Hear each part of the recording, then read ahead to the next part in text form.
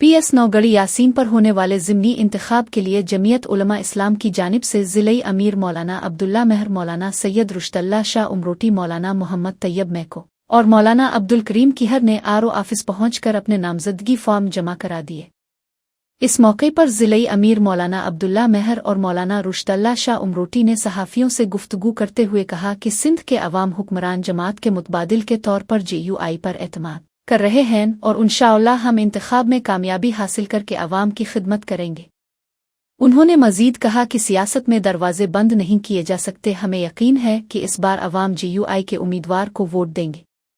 उनका कहना था कि फ़िलहाल नामजदगी फॉर्म जमा कराने का अमल जारी है, देखेंगे कौन कौन उम्मीदवार सामने आता है, फिर उन सब से राब्ता करके अपने उम्मीदवार के लिए हिमायत हासिल करेंगे।